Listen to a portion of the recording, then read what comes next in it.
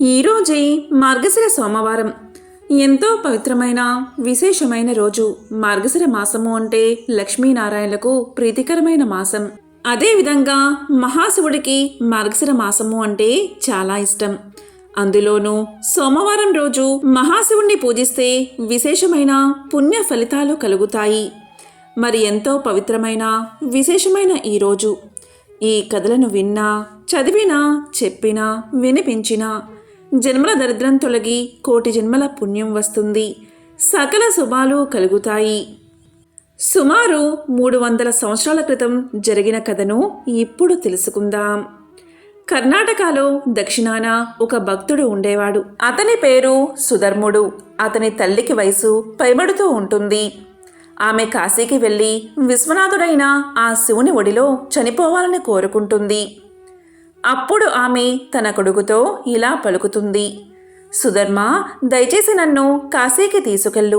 నాకు వయసు పైబడుతుంది. నేనక్కడికి వెళ్ళి చనిపోవాలి అనుకుంటున్నాను అని అంటుంది. అప్పుడు సుధర్ముడు ఇలా అనుకుంటాడు: నా తల్లి నా జీవితంలో ఎప్పుడూ కూడా నన్నేమీ కోరలేదు. ఒక్క కాశీకి మాత్రమే వెళ్ళాలని కోరింది. కాబట్టి తప్పనిసరిగా ఆమె కోరికను నేను నెరవేర్చాలి అనుకుంటాడు సుధర్ముడు. దీంతో సుధర్ముడు తన తల్లితో పాటు దక్షిణ కర్ణాటక నుంచి కాశీకి అడవుల గుండా నడుస్తూ సుదీర్ఘ ప్రయాణాన్ని మొదలు పెడతాడు. సుధర్ముడి తల్లి ముసలావిడ కావడంతో ఆమెకు సుస్థి చేస్తుంది. కాబట్టి సుధర్ముడు ఆమెను భుజాన వేసుకుని నడవడం మొదలు పెడతాడు. కొంత సమయానికి సుధర్ముడికి శక్తి క్షీణిస్తుంది. ప్రయాణాన్ని కొనసాగించడానికి అతనికున్న ఒకే ఒక్క మార్గం: శివ, ఈ ఒక్క ప్రయత్నంలో నన్ను ఓడిపోనివ్వద్దు. నా తల్లి నన్ను అడిగిన ఒకే ఒక్క కోరిక ఇది. దీన్ని నువ్వే నెరవేర్చాలి. నేను నా తల్లిని కాశీకి తీసుకెళ్ళాలి. మేము అక్కడికి వస్తున్నది నీకోసమే కదా. దయచేసి నాకు బలాన్ని ఇవ్వు అని వేడుకున్నాడు. అలా నడుస్తూ ఉండగా సుధర్ముడికి వెనుక నుంచి వస్తున్న ఒక ఎద్దుల బండి గంట శబ్దం వినిపించింది. ఆ పొగమంచులో నుండి ఒక ఒంటెద్దు బండి వస్తూ కనబడింది. కానీ ఒంటెద్దు బళ్లను కేవలం చిన్నపాటి ప్రయాణాలకు మాత్రమే వాడతారు. అడవుల గుండా సాగే సుదీర్ఘ ప్రయాణాలకు ఎప్పుడూ కూడా జోడెద్దుల బండిని వాడతారు. కానీ మనం బాగా అలసిపోయినప్పుడు ఈ చిన్న చిన్న వివరాలు అస్సలు పట్టించుకోము. ఎద్దుల బండి దగ్గరకు వస్తూ ఉంటుంది. కానీ పొగమంచు వల్ల, ఇంకా బండిని నడిపేవాడు పూర్తిగా వస్త్రాలతో కప్పబడి ఉండడం వల్ల సుధర్ముడు ఆ నడిపే అతని ముఖం చూడలేకపోతాడు. అప్పుడు సుధర్ముడు ఇలా అంటాడు: మా అమ్మకి అస్సలు బాగోలేదు. ఖాళీగా ఉన్న మీ ఎద్దుల బండిలో మమ్మల్ని ప్రయాణం చేయనివ్వండి అని ప్రాధేయపడతాడు. అప్పుడు ఎద్దుల బండివాడు సరే అని తల ఊపుతాడు. ఇద్దరూ బండి ఎక్కుతారు. బండి ముందుకెళ్లడం ప్రారంభిస్తుంది. కొంత సమయం గడిచాక సుధర్ముడు అడవి మార్గంలో కూడా ఈ ఎద్దుల బండి ఎంతో మృదువుగా వెళ్లడం గమనిస్తాడు. అప్పుడు సుధర్ముడు కిందకి చూస్తే బండి చక్రాలు తిరుగుతూ ఉండవు. అవి ఆగిపోయి ఉంటాయి. అయినా సరే బండి వెళ్తూనే ఉంటుంది. అప్పుడు అతను ఎద్దు వైపు చూస్తాడు. ఆ ఎద్దు కూర్చుని ఉంటుంది. అయినా సరే బండి వెళ్తూనే ఉంటుంది. అప్పుడు సుధర్ముడు బండి నడిపే అతని ముఖం వైపు చూస్తాడు. కేవలం వస్త్రాలు మాత్రమే కనబడతాయి. లోపల మనిషి ఉండడు. అప్పుడు సుధర్ముడు తల్లి వైపు చూస్తాడు. అప్పుడు సుధర్ముడి తల్లి ఇలా పలుకుతుంది: మూర్ఖుడా, మనం ఆయన వద్దకు చేరేశాం. ఇక ముందుకెళ్లాల్సిన అవసరమే లేదు.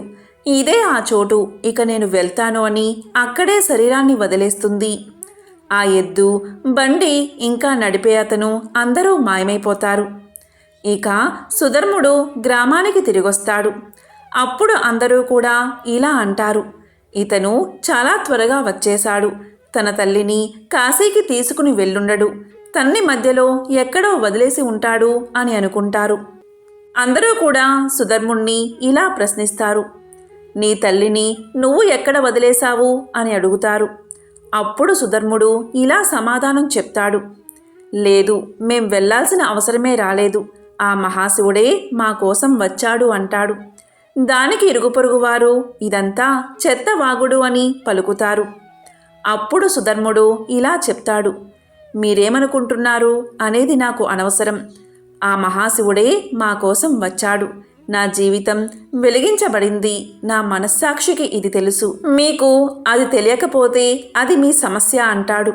అప్పుడు ఇరుగు పొరుగువారు, అయితే మాకు ఆయన నిజంగా నీ కోసం వచ్చాడు అనడానికి, నిజంగా నువ్వు ఆయన్ని చూశావు అనడానికి మాకు ఏదో ఒక రుజువు చూపించు అంటారు.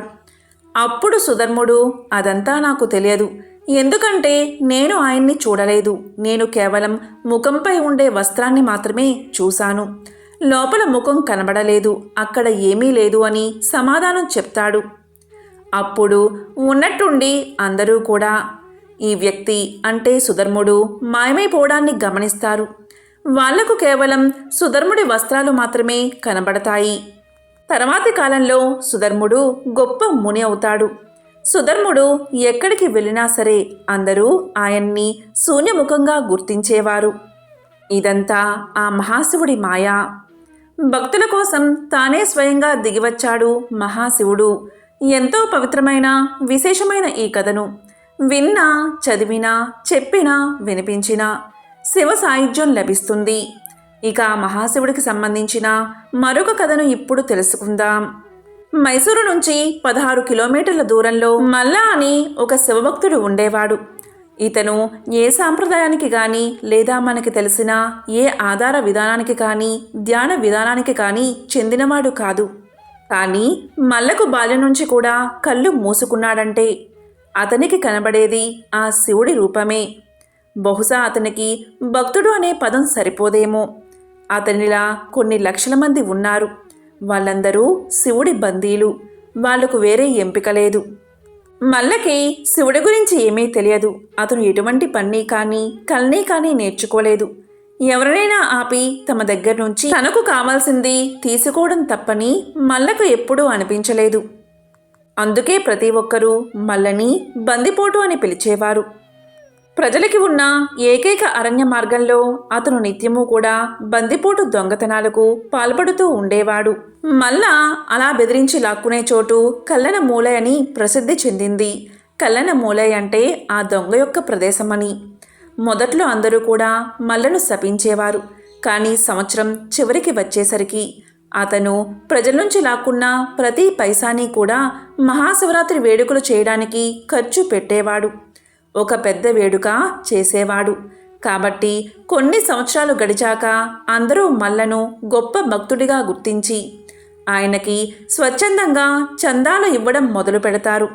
ఎవరైతే స్వచ్ఛందంగా ఇవ్వడానికి ముందుకు రారో వాళ్ళని ఇచ్చేలా బలవంతం చేయడంలో తప్పేమీ లేదనుకునేవాడు మల్లా. కొన్ని సంవత్సరాల తర్వాత అన్నదమ్ములైన 2 యోగులు ఆ దారిన వస్తూ ఉన్నారు.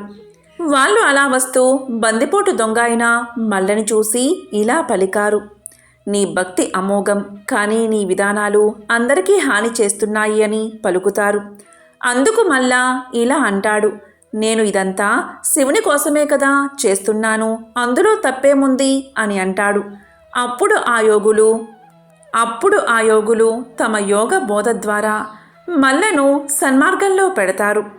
అప్పట్నుంచి ఆ ప్రదేశం కల్లన మూలై నుంచి మల్లన మూలై అయిపోయింది. మల్ల జరిపించిన మహాశివరాత్రి వేడుకలు అక్కడొక పెద్ద సాంప్రదాయంగా మారిపోయింది. అతను తన బందిపోటు దొంగతనాలను విడిచిపెట్టి కళ్ళు మూసుకుని కూర్చోవడం మొదలుపెట్టిన సంవత్సరాల కాలంలో మహాసమాధి పొందాడు. ఈ విధంగా మల్లకు ముక్తి లభించాక అదే రోజున ఈ 2 యోగులు కూడా కూర్చుని తమ శరీరాలను వదిలేశారు. ఈ రోజుకి కూడా కబిని నది తీరాన వారి కోసం కట్టిన మల్లనమూలై అనే గుడి ఉంది.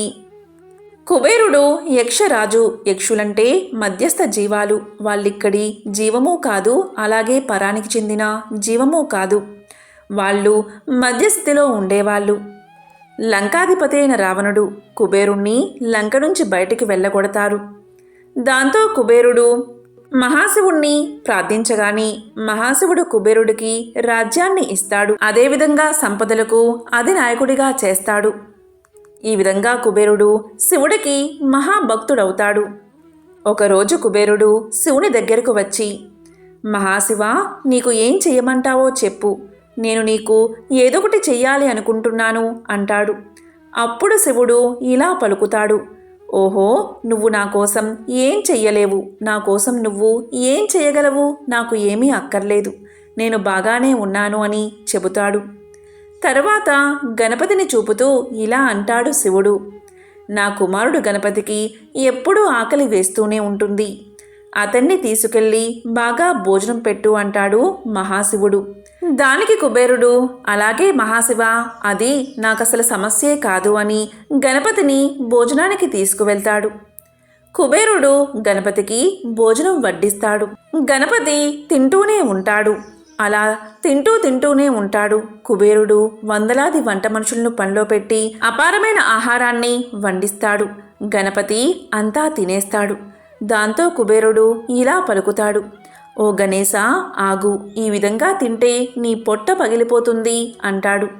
దానికి గణపతి, నువ్వేమీ బెంగపడుకు కుబేరా, ఈ పామును చూసావా, నా పొట్ట చుట్టూ ఎలా అల్లుకుందో, నా పొట్ట గురించి నువ్వు బెంగపడాల్సిన అవసరం లేదు, నాకు ఇంకా ఆకలిగా ఉంది, భోజనం తెప్పించు, నువ్వే కదా నా ఆకలి గురించి చూసుకుంటాను అన్నావు అంటాడు గణేశుడు. కుబేరుడు తనకున్న సంపద అంతటినీ ఖర్చు పెడతాడు. ఎంత ఆహారం పెట్టినా గణపతి ఇలా పలుకుతాడు, నాకింకా కడుపు నిండలేదు, మరింత ఆహారం ఎక్కడా అని అడుగుతాడు. దాంతో కుబేరుడు తన ఆలోచన ఎంత అల్పమైనదో తెలుసుకుని శివుడికి నమస్కారం చేస్తాడు. నాకున్న సంపద నీకు కాలి మట్టితో కూడా సమానం కాదని నాకు తెలుసు, నువ్వు నాకిచ్చిన దానిలో నుండి తిరిగి నీకు కొంచెమిస్తూ నేనేదో గొప్ప భక్తుడు అనుకుని చాలా పొరపాటు చేశాను అంటాడు. ఆ క్షణం నుంచి కుబేరుడు మరింతగా మహాశివుణ్ణి ఆరాధిస్తూ గొప్ప భక్తుడిగా పేరు పొందాడు. కుబేరుడి గర్వం అణిగిపోగానే గణపతి ఆకలి తీరిపోయింది.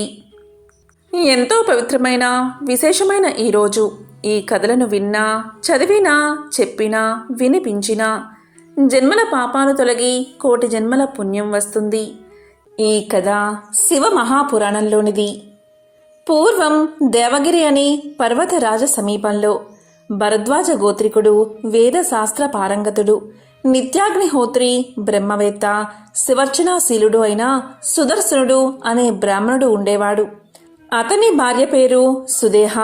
ఆమె కూడా శివభక్తి తత్పరురాలు, సుగుణాల రాశి. వారికి ఎంతకాలం గడిచినా సంతానం కలగలేదు. స్త్రీ సహజమైన మాతృప్రేమ చేత సంతానం కోసం పరితపిస్తూ ఉండేది సుదేహ. వేదాంతి అయిన భర్త ఇలా పలికాడు, ఓసి వెరిదానా, ఎవరికెవరు లోకంలో పిల్లలగల వారి పాటలు చూస్తున్నాం కదా, పుత్రుడి వల్లనే ఉత్తమగతులు కలుగుతాయి అనేది కల్లా. మనం చేసుకున్న కర్మలే ఇహంలో సుఖదుఖాలకు, పరంలో ఉత్తమ లోకాలకు కారణం అవుతాయి. మానవ సంబంధాలు రుణాలు బంధాలే కాని ఇతరమేమీ కావు. 9 పుత్రులను కన్న గాంధారి ధృతరాష్ట్రులు చివరకు పరాధీనులై భీముని మర్మగాత వచనాలను సహించలేక అడవిలికి పోయి అక్కడ దావానలంలో చిక్కుకొని మరణించారు. దశరథ మహారాజు అంత్యకాల ఘట్టం నీవు విన్నావు కదా. సంతానం లేక పరితపించి పుత్ర కామేష్టి చేసి 9 కొడుకులను కని అంత్యకాలంలో చెంత ఒక్క కొడుకు కూడా లేకపోవడంతో బెంగతో మరణించాడు. పాండవులకు సంతానం కలిగిన వారు అశ్వత్థామ చేతిలో హతులు కాగా చివరకు వారికి పుత్ర శోకమే మిగిలింది. శ్రీకృష్ణుడి అనుగ్రహంచే ఒక్క నలుసు మిగిలాడు. మూలాల్లోకి వెళ్ళి తరచి చూస్తే మానవ జీవితం ఇసుక పునాది మీద కట్టిన ఇల్లు వంటిది. ఎప్పుడు కూలుతుందో ఎవరికీ తెలియదు. నీవు కూడా విద్యావంతురాలివే కదా. రామాయణం మొత్తానికి శ్రీరామచంద్రుడు, భారతం మొత్తానికి భీష్ముడు తప్ప తల్లిదండ్రుల యందు భక్తి ప్రపత్తులు చూపిన తనయులు ఉన్నారంటావా చెప్పు. ఇంతకీ ఈశ్వర సంకల్పం ఎలా ఉందో అంటూ సాంత్వన వచనాలు పలికి ఓదార్చేవాడు. ఆ దంపతులు సంతానం కొరకు చేసిన ప్రయత్నాలన్నీ వ్యర్థం కాగా ఒక రోజున సుదేహ ముఖ్యంగా పుత్ర సంతానకాంక్షను అతిక్రమించలేక భర్తను ద్వితీయ వివాహానికి ప్రోత్సహించింది. దానివల్ల వచ్చే అనర్థాలను సుధర్ముడు ఆమెకు ఎన్నో విధాలా చెప్పి చూశాడు. కానీ అవి ఆమె చెవికి ఎక్కలేదు. భార్య ప్రోత్సాహంతో ఆమెకు స్వయంగా చెల్లెలు అయిన గస్మా అనే కన్యను సుధర్ముడు యథాశాస్త్రీయంగా వివాహం చేసుకుని కాపురానికి తీసుకొచ్చాడు. ఆమె కూడా తీవ్రమైన శివభక్తి తత్పరాలు కనుక ఆ ముగ్గురు నిత్యం శివారాధనలో మునిగి తేలుతూ శివుని కథల్నే చెప్పుకుంటూ నృత్య గీత వినోదాలతో పొద్దు పుచ్చుతూ సంతోషంతో కాలక్షేపం చేసుకుంటూ వచ్చారు. ప్రతి నిత్యం పార్థివ లింగార్చన అనంతరం ఆ నిర్మాల్యాన్ని గస్మా సమీపమందున్న చెరువులో విసర్జిస్తూ వచ్చింది. ఇలా కొంతకాలం గడవగా శంకర అనుగ్రహించి గస్మా నెలతప్పింది. ఆమెకు అక్కగారైన సుదేహ దాసిదానికంటే ఎక్కువగా సేవలు చేస్తూ వచ్చింది. క్రమంగా గర్భం వృద్ధి చెంది నెలలు నిండగా ఒక శుభలగ్నంలో సౌభాగ్య రేఖావళియుక్తుడు తేజస్శాలి అయిన కుమారుని కన్నది గస్మా. చంద్రోదయానికి పాలసముద్రం ఉప్పొంగినట్లు పుత్రోదయంతో కుటుంబ సభ్యులు, బంధువులు, ఇరుగు పొరుగు వారు అందరూ ఉప్పొంగిపోయారు. ఉయ్యాల తొట్టెలోని బాలుడి బోసినవ్వులకు ఇంట్లోని వారంతా ఇంతెంత అనరాని ఆనందాన్ని పొందారు. బాలుడు పెరిగి పెద్దవాడవుతున్నాడు. అతి చంచలమైన మనసు యొక్క వ్యాపారం కోతి చేష్టల వంటిది కదా. దేనిమీదకు దూకుతుందో తెలియదు. ద్వేషం అనేది బుద్ధికి పుట్టిన కుష్టు వంటిది. బాలుడు పెరిగి పెద్దవాడయ్యే కొలది సుదేహ మనసులో ద్వేషం కూడా అధికం కాజొచ్చింది. అంతవరకు శీతల ప్రసన్నంగా ఉన్న ఆమె హృదయం ద్వేషాగ్ని జ్వాలలతో కొలిమి తిత్తిలా మండొచ్చింది. కాలం గడుస్తుంది. కుమారుడికి యుక్త వయసు వచ్చింది. అనుకూలవతి అయిన కన్యతో వివాహాన్ని జరిపించారు. నూతన వధూవరులు సుదేహను అన్ని విధాల అత్తగారి వల్లే ఆదరిస్తూ వచ్చారు. అయినా ఆమె ద్వేషం చల్లారలేదు. అంతఃకరణ మాలిన్యం తొలగలేదు. దుష్టులైన వారికి కార్యాకార్య విచారణ, ఉచితానుచిత వివేకం ఉండవు కదా. మానవుల్లో కూడా తామస గుణాధిక్యత కలిగి జీవించే మనుషులు సత్వ గుణాధిక్యత గల తాపసులను బాధించి తాము ఆనందాన్ని పొందుతారు. సుదేహ మనసులో ద్వేషం రోజురోజుకు అధికం కాజొచ్చింది. అణుచుకోలేకపోయింది. వివేకాన్ని కోల్పోయింది. నేత్రరోగి సూర్యకాంతిని చూసి ఓర్వలేనట్టు రతి మన్మధుల వలె ఉన్న ఆ నూతన దంపతులను చూసి కళ్ళల్లో నిప్పులు పోసుకుంది. ముఖ్యంగా సుబ్రహ్మణ్య స్వామిలా ఉన్న గస్మ కుమారుణ్ణి కడతేరిస్తే తప్ప తనకు మనశ్శాంతి ఉండదని నిశ్చయించుకుని ఒక నిశీదిలో మాయోపాయంచే కడతేర్చి శవాన్ని చెరువులో పారవేసి ఏమీ ఎరగని దానివలే ఇంటికి వచ్చి పడుకుంది. ఉదయమే ఇంట్లోని వారు లేచి రక్తసిక్తమైన శయ్యను చూసి కుమారుడు కనిపించకపోయేసరికి హతాశులై దుఃఖించారు. అలాంటి సమయంలో కూడా సుధర్ముడు, గస్మ ఆమె కోడలు శివపూజను మానలేదు. యథావిధిగా గస్మ మధ్యాహ్నం పూజ తర్వాత శివ నిర్మాల్యాన్ని విసర్జించడానికి అంటే పడేయడానికి చెరువు వద్దకు వచ్చేసరికి కుమారుడు అమ్మా అంటూ ఆప్యాయంగా పలకరిస్తూ వచ్చి ఆమె పాదాలకు నమస్కారం చేశాడు. ఆమె హత్యకు గురైన తన కుమారుడు సజీవుడై తిరిగి రావడం కేవలం భక్తవత్సలుడైన శివుడి అనుగ్రహంగా భావించి భక్తి పారవస్యంతో శరీరం పులకాంకితం కాగా ఆనంద అశ్రువులు చెక్కిలపై జారా చేతులు జోడించి శంకరుణ్ణి అనేక విధాలా స్తుతించింది. దాంతో శంకరుడు ప్రత్యక్షమై వరాన్ని కోరుకోమన్నాడు. దానికి గస్మ ఇలా పలికింది: తండ్రి ఈశ్వర, ఈ విషయంలో నా అక్కగారైన సుదేహను శిక్షించకు. నన్ను అనుగ్రహించినట్లుగాని నువ్విక్కడ స్థిరుడువై ఉండి నీ దర్శనానికి వచ్చే భక్తులకు కూడా అనుగ్రహాన్ని ప్రసాదించు అని ప్రార్థించింది. ఆనాటి నుండి శంకరుడు గస్మ పేరుతో గస్మేశ్వర జ్యోతిర్లింగంగా స్థిరపడి భక్తులకు భోగ మోక్షాలను ప్రసాదిస్తున్నాడు. ఇది పరమ పవిత్రమైన కథ. ఇదే గస్మేశ్వర జ్యోతిర్లింగ ఆవిర్భావ కథ. పూర్వం గౌతమ మహర్షి తన భార్య అయిన అహల్యతో పాటు దక్షిణ దిక్కున గల బ్రహ్మగిరి ప్రాంతంలో తపస్సు చేసుకుంటూ ఆశ్రమ జీవితాన్ని గడుపుతూ ఉండేవాడు. ఎంతటి వారికైనా కాలం ఒక్కరీతిగా వెళ్ళదు కదా. సుఖదుఖాలు కాలంలోనే సంప్రాప్తమవుతాయి. ఒకప్పుడు ఆ ప్రాంతంలో భయంకరమైన అనావృష్టి పరిస్థితులు నెలకొన్నాయి. ప్రాణాధారమైన నీరు, ఆహారం లభించని కారణంగా మనుష్యులు, పశువులు, పక్షులు, ఇతర ప్రాణికోట్లు వలసలు వెళ్ళిపోయాయి. కొన్ని ఆశువులు విడిచాయి. అలాంటి సమయంలో మిగతా మహర్షులందరూ పరమ తపోనిధి అయిన గౌతముణ్ణి సమీపించి ఇలా పలికారు: ఓ కృపానిధి, పరమ దయాలు, శివభక్తాగ్రణ్య, తపోజ్ఞాననిధి, నీ తప ప్రభావంచే వర్షాన్ని కురిపించి సకల ప్రాణికోట్ల ప్రాణాలను కాపాడండి. భూతదయను మించిన ధర్మం లేదు కదా, ఈ విషయంలో మేము అసక్తులము అని ప్రార్థించారు. దీనితో ధర్మనిరతుడు, సకల ప్రాణిహితుడు, సకలాన్యాయ పారంగతుడు అయిన గౌతముడు వరుణదేవుణ్ణి ఉద్దేశించి సాత్వికమైన తపస్సును చేశాడు. దీంతో వరుణుడు ప్రీతుడై వరాన్ని కోరుకోమన్నాడు. అప్పుడు గౌతముడు ఇలా పలికాడు: వరుణదేవా, శాశ్వత ఫలాలు ఇచ్చేది, స్థిరమైన పుణ్యాలను ఆగణ్యంగా ఒసగేది, సకల ప్రాణికోట్లకు జీవనాధారమైనది, సిరి సంపదలకు ఆలవాలమైనది అయిన అక్షయ జలాలను అనుగ్రహించండి అని ప్రార్థించాడు. మహర్షి పరోపకార బుద్ధికి సంతోషించిన వరుణుడు చెయ్యి లోతు గోతును తవ్వమని ఆదేశించాడు. అప్పుడు గౌతముడు అలాగే చేశాడు.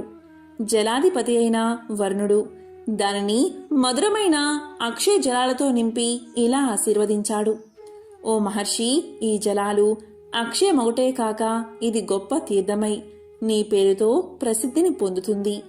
ఇక్కడ చేసిన తపస్సు, హోమం, దేవయజ్ఞం, పితృతర్పణం, శ్రాద్ధ కర్మలు, దానాదులు ఇవన్నీ కూడా అక్షయ పుణ్యలోకాలను మానవులకు ప్రసాదిస్తాయి. ఇలా పలికి అంతర్ధానమయ్యాడు వరుణుడు. ఆ అక్షయ జలంతో ఆ ప్రాంతమంతా సస్యశ్యామలమైనది, కరువు అనేది లేకుండా మాయమైనది. అనేక మంది మునులు తమ తమ భార్యాబిడ్డలతో, పశు సంపదతో అక్కడకు వచ్చి స్థిర నివాసం ఏర్పాటు చేసుకున్నారు. శ్రవణ సుఖాన్ని ఇచ్చే పక్షి గణాల కిలకిలా రావాలతో ఆ వనమంతా శోభాన్వితమైనది. పాడి పంటలతో, సిరి సంపదలతో తులతూగుతూ ఉంది. గౌతమముని ప్రభావంతో ఆ ప్రాంతమంతా ఆనందం వెళ్లి విరిసింది. క్రమంగా గౌతమ మహర్షి ఆశ్రమ ప్రాంతం 4 వైపులా విస్తరించింది. అనేక మంది శిష్యులు వచ్చి చేరారు. అది ఒక పెద్ద గురుకులమైనది. ఆయన పేరు ప్రఖ్యాతులు శరత్కాల కౌముది వలె వ్యాపించాయి. ఇలా ఉండగా ఆ వనంలోని ఇతర మునులకు, ముని పత్నులకు అహల్య గౌతములయందు ఈర్ష అసూయలు వాళ్ళలో కలిగాయి.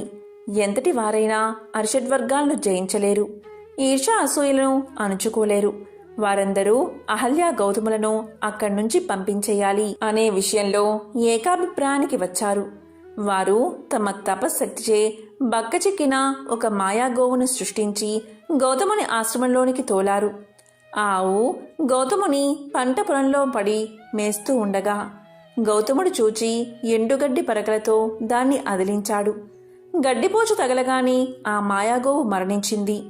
వెంటనే అదే అదునుగా మునుపత్నులు అహల్య గౌతములను చుట్టుముట్టి, ఓ గౌతమా, నువ్వు గోహత్య చేశావు.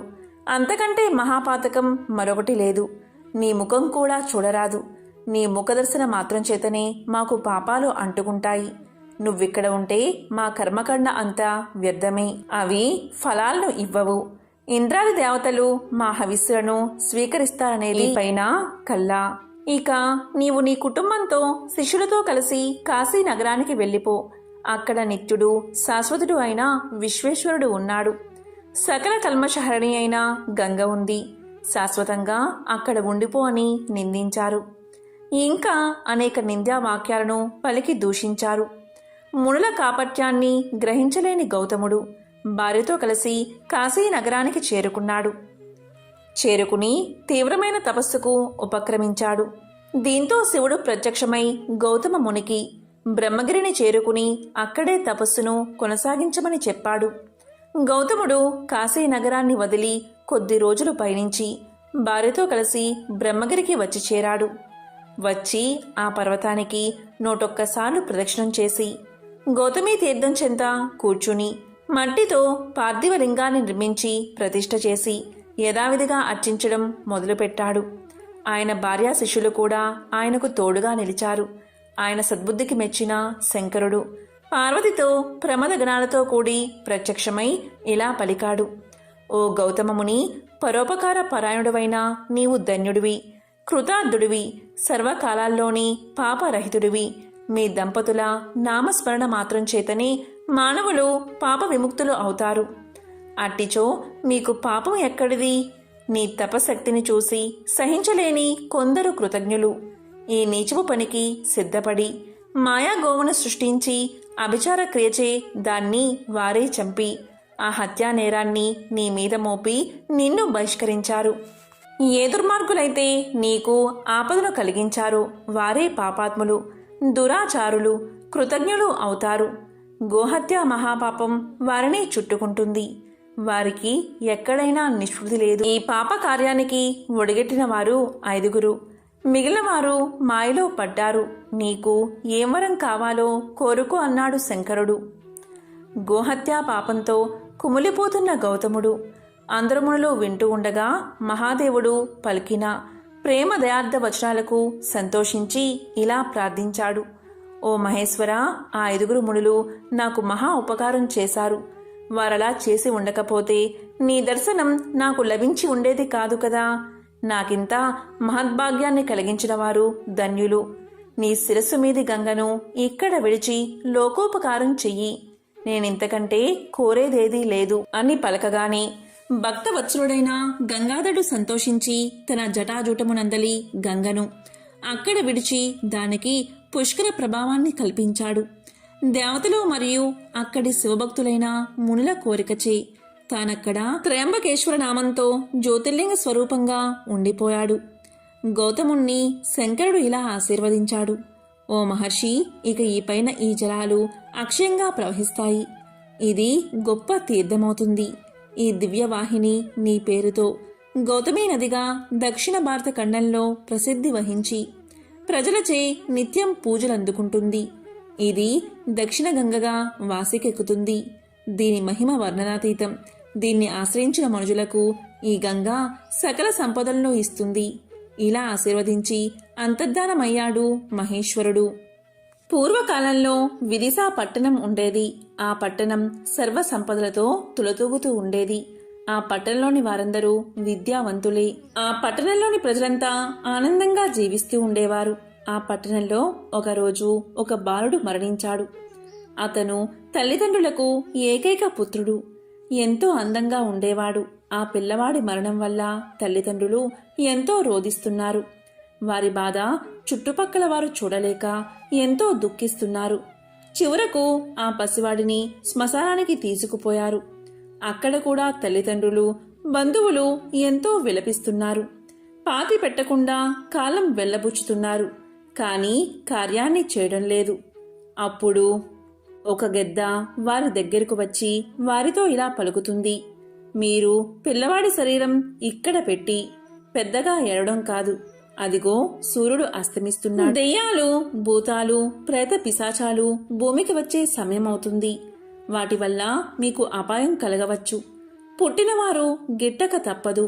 మరణించిన వారి వెంట జీవించిన వారు పోరు కదా. జనన మరణాలు ప్రాణులకు సహజం. చనిపోయిన వారు మీరు ఏడ్చినంత మాత్రాన తిరిగి వస్తారా? ఇదంతా తెలిసి కూడా వెర్రివారిలా ఎందుకు ఏడుస్తున్నారు? ఏడుపు మాని ఇంటికి పొండి, లేకపోతే మీ ప్రాణాలకు హాని కలుగుతుంది అని గెద్ద శ్రద్ధగా చెప్పింది.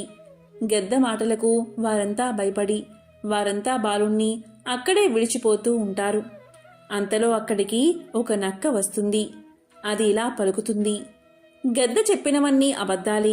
దాని మాటలు నమ్మి మీరందరూ భయపడకండి. ఈ బాలుడు ఎంతో అందంగా ఉన్నాడు. చక్కని ముక్కుతో, అందమైన ముఖంతో చూడ చక్కగా ఉన్నాడు. ఇంతటి అందమైన బాలుణ్ణి విడిచి వెళ్లడానికి మీకు కాలు ఎలా వచ్చాయి? ఎంతో ఎత్తైన జుట్టుతో, బంగారం వంటి దేహంతో ఉన్న ఈ బాలుణ్ణి మీరు ఎలా మరుస్తారు? ఇంతటి అందమైన ఆకారం చనిపోవడం చూస్తే నాకే కన్నీళ్లు ఆగడం లేదు. కాబట్టి కొంత సమయం ఇక్కడే వేచి ఉండండి. దేవుడు క్రూరుడు కాదు కదా. దయ కలిగితే ఈ బాలుని బతికించవచ్చు. ఇంకా పొద్దు ఉన్నది, సమయం ఉన్నది కాబట్టి భయపడక మీరు ఇక్కడే ఉండండి. దయామయుడైన ఆ మహాశివుణ్ణి భక్తితో ప్రార్థించండి. అలా చేస్తే మీ పని ఫలిస్తుందని నక్క వారితో చెప్పింది. నక్క మాటలకు వారందరికీ ప్రాణం లేచినట్లు అయ్యింది. ఎంతో ఆశతో ఆ బాలుడి చుట్టూ కూర్చున్నారు. చేతులు బాలుడి దేహంపై పెట్టి నిమురుతున్నారు. భగవంతుణ్ణి ధ్యానిస్తూ కూర్చుని ఉన్నారు. ఆ బాలుణ్ణి తలుచుకుంటూ ఏడుస్తున్నారు. గద్ద మళ్ళీ వారి వైపు చూసి ఇలా పలికింది, మీరు వెర్రివారి వలె ఉన్నారు. నక్క టక్కరిది, బుద్ధి లేనిది, శవం వికృతమైనది. శవం కలతప్పింది. ప్రాణం తిరిగి రావడం అస్సలు జరగదు. యముడు చాలా గటికుడు, మూర్ఖుడు. మీరు ఎంత ఏడ్చినా అతని మనసు కరగదు. ఇక ఈ బాలుడిపై ఆశను వదిలేయండి. అతనికి మంచిగతులు కలగడానికి దాన ధర్మాలు చేయండి, శ్రాద్ధ కర్మలు చేయండి అని గద్ద హితోపదేశం చేసింది. గద్ద ఇలా చెప్తూ ఉండగా నక్క దాని మాటలకు అడ్డం వచ్చి ఇలా మొదలుపెట్టింది. ఈ గద్ద మాటలు శుద్ధ అబద్ధాలు. గద్ద మనసు క్రూరమైనది. దానికి ఏది వస్తే అదే మాట్లాడుతుంది. ఏ సమయంలో ఏం జరుగుతుందో ఎవరికి తెలుసు కనుక దయచేసి బాలుణ్ణి వదిలి వెళ్ళకండి. ఏ సమయంలో ఏం జరుగుతుందో ఎవరికీ తెలియదు కాబట్టి ఆ మహాశివుణ్ణి ప్రార్థించండి. మీ ప్రయత్నం విఫలమైతే అప్పుడే బాలుణ్ణి విడిచిపోండి. ఇప్పుడే త్వరపడి ఇంటికి వెళ్లి ఏం చేస్తారు? చేతనైన పని ఇప్పుడే చెయ్యండి అని పలికింది. నక్క మాటలకు గద్ద ఆశ్చర్యం కలిగింది. దాంతో గద్ద ఇలా పలికింది, ఇంతకాలం నుంచి మరణించిన జీవులు తిరిగి బతకడం నేనెప్పుడూ చూసి ఎరగను. నక్క ఒట్టి జిత్తుల మారి. చనిపోయిన వారు మరొక గర్భంలో జన్మిస్తారు, వేరొక రూపాన్ని ధరిస్తారు, తిరిగి ఈ భూమి మీద మళ్లీ తిరుగుతారు. మనం వారిని గుర్తించలేము, వారు కూడా మన్ని గుర్తించలేరు. ఈ నక్క తెలివి తక్కువది, కపట బుద్ధితో మిమ్మల్ని మోసగిస్తుంది. శవం ఏమిటి, జీవించడం ఏమిటి ఎవరైనా వింటే నవ్వుతారు. పుత్ర శోకం వల్ల మీ వివేకం చాలా వరకు నశించిపోయింది. ఉన్న కాస్త ఆ మతిని కూడా మీకు ఈ నక్క పోగొడుతుంది. అజ్ఞానులై మీరు ఇక్కడ ఉండవద్దని గద్ద చెప్పింది. ఆ మాటలు విన్నా అక్కడి వారు బోరున ఏడ్చారు, నిరాశ చెందారు. బిడ్డను విడిచిపోవాలని నిర్ణయించుకున్నారు. దీంతో నక్క వారిని అడ్డగించి ఇలా పలికింది, నా మాటలు నమ్మండి. ఆ గద్ద మాటలు నమ్మితే చిక్కులో పడిపోతారు. మరణించి జీవించిన వారు చాలామందే ఉన్నారు. కరుణాసాగరుడు అయిన రఘురాముడు మరణించిన భూసర కుమారుణ్ణి రక్షించలేదా? ఈ కథ మీరు వినలేదా? ఇలాంటివి అనేకం ఉన్నాయి. ఈ గద్ద మాటలను అస్సలు నమ్మకండి అని తెలియచేసింది. దీంతో అందరూ సంతోషించి శవం చుట్టూ కూర్చుని ఉన్నారు. ఇంతలో సూర్యుడు అస్తమించాడు. నక్క గద్ద ఆకలితో బాధపడుతున్నాయి. నక్క పగటిపూట ఆహారం తినదు, గద్ద చీకటిలో ఆహారాన్ని తినదు.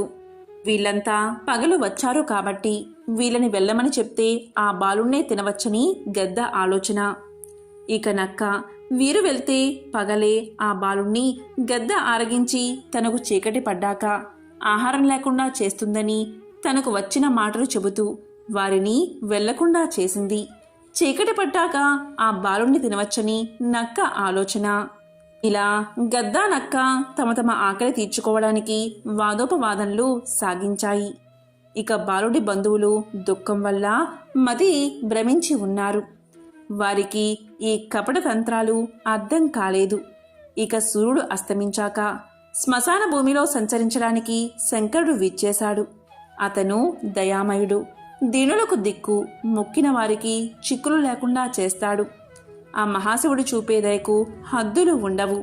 ఆపద్బాంధవుడు, తలపై నెలవంకతో మొలపై పులితోలుతో ఆ దేవుడు వెలుగుతూ ఉంటాడు. అలా వచ్చిన శంకరుడికి బాలుడు బంధువులు ఏడుస్తున్నా ఏడుపులు వినిపించాయి. వెంటనే వారి దగ్గర ప్రత్యక్షం అయ్యాడు. భక్తులారా, నన్ను శరణు వేడుతున్నారు, మీకు ఏం కావాలో కోరుకోండి అన్నారు. వెంటనే అందరూ కూడా మహాశివుడి పాదాలపై పడి సాష్టాంగ నమస్కారం చేశారు. భక్తి భావంతో కొలిచారు. దేవా, మహాదేవా, మా మొర ఆలకించి ప్రత్యక్షం అయ్యావా? నీ సన్నిధానంలో మా చిక్కులన్నీ విడిపోయాయి, మా రోగాలు తొలగిపోయాయి. ఈ బాలుడి ప్రాణాలు ఇచ్చి బతికించమని ప్రార్థించారు. వారి మొరకు శంకరుడి మనసు కరిగిపోయింది. వెంటనే బాలుడు నిద్రలోంచి లేచినట్లుగా లేచి కూర్చున్నాడు.